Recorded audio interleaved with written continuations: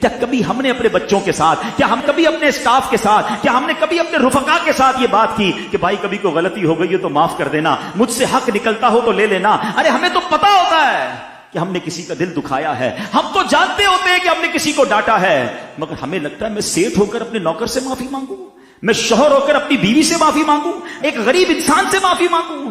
آج خدا کے واسطے یہ بدلاؤ لے کر جاؤ، اپنی زندگی میں یہ تبدیلی لے کر جائیے کہ ہم نرم ہو جائیں، ہم معاف کرنے والے ہو جائیں، ہم بدلے کو چھوڑ دیں۔ کسی کا دل دکھایا ہے تو دنیا ہی میں اس کا حق ادا کر دیں، ورنہ قیامت کے دن ادا نہیں کر سکتے۔ پاک علیہ الصلوۃ والسلام نے صحابہ کرام سے ایک سوال کیا کہ بتاؤ مفلس کون ہے؟ اب میں یہی سوال آپ سے کروں کہ پور کون ہے، مفلس کون ہے؟ آپ بھی یہی جواب دیں گے، جس کے پاس پیسے نہیں وہ مفلس ہے۔ صحابہ نے بھی یہی رپلائی دیا، مگر نبی پاک نے جو اس کی انٹرپریٹیشن کی نا، امیزنگ۔ سنو، آقا فرماتے ہیں مفلس میری امت میں وہ ہے جو قیامت کے دن نماز، روزے اور زکوٰۃ لے کر کیوں آیا، یعنی اس حال میں آیا کہ اسے گالی دی، اس پر تہمت، اس کا مال کھایا، اس کا خون بہایا، اسے مارا، یعنی اتنے سارے ظلم کر کے آیا ہے، لیکن روزے بھی ہیں، نمازیں بھی ہیں، زکوٰۃ بھی ہے، حج بھی ہے۔ اے سنو حاجیوں، اے روزہ داروں، نمازیوں، سنو، اگر دل ٹوٹ رہے ہیں، حق دبایا جا رہا ہے، لوگ آپ سے پریشان ہیں،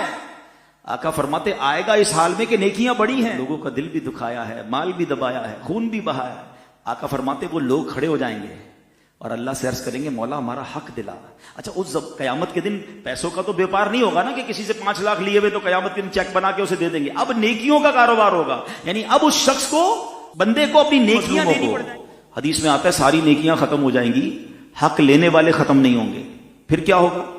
اب ان مظلوموں کے گناہ اس کے سر ڈالے جائیں گے، اور آخر کار فرمایا کہ اسے آگ میں پھینک دیا جائے گا، بیکاز لوگوں کے دل دکھائے ہوں گے، حق تلفی کی ہوگی۔ تو اے میرے پیارے اسلامی بھائیوں، یقیناً ہمیں نمازی بننا ہے، ہمیں روزے بھی رکھنے ہیں، ہمیں حج بھی کرنے ہیں، زکاتیں بھی دینی، بہت ضروری یہ فرائض ہیں، مگر حقوق العباد کو دیکھیے۔ کسی سے کوئی دشمنی رکھی ہوئی ہے، کسی رشتہ دار سے رشتہ داری بلا کسی وجہ شرعی کاٹی ہوئی ہے، کوئی دوستی ختم کی ہوئی ہے، جانا آنا ختم کیا ہوا، تھوڑی سی لائف ہے یار، معافی کر دیں۔ وہ شب برات ہو، آپ جب پڑھتے ہیں کہ یہ مغفرت کی راتیں ہیں، اس پہ ایک لسٹ آتی ہے کہ سب بخشے جائیں گے، حدیثوں میں بد نصیب نہیں بخشے جائیں گے، ان سب میں رشتہ داری کاٹنے والا ہوتا ہے، یعنی کتنا بڑا، مغفرت کی راتوں پہ بھی نہیں بخشا جاتا۔ کم از کم فون کر کے کوئی رشتہ دار ہے، کوئی دوست ہے، یار بس ختم کرو، دل ملا لیتے ہیں، میری طرف سے کوئی برا لگا تو معاف کر دینا۔ اچھا، ہو سکتا ہے آپ میں سے کسی کے ذہن میں خیال آئے کہ یار غلطی تو اس کی تھی، میں معافی کیوں مانگوں؟ کوئی بات نہیں، ہماری میمنی میں ایک جملہ کہتے ہیں نا، جو نمیوں وہ اللہ کے گمیوں۔ آپ جھک جائیے، آپ آگے بڑھ جائیے، ثواب کما لیجئے، دوستی کر لیجئے، پھر دیکھیں انشاءاللہ رب کریم کیسی رحمت فرماتا ہے۔ ایک حدیث پاک میں آتا ہے جس کا مضمون ہے کہ جو معاف نہیں کرتا اسے معاف نہیں کیا جائے گا، جو رحم نہیں کرتا اس پر رحم نہیں کیا جائے گا۔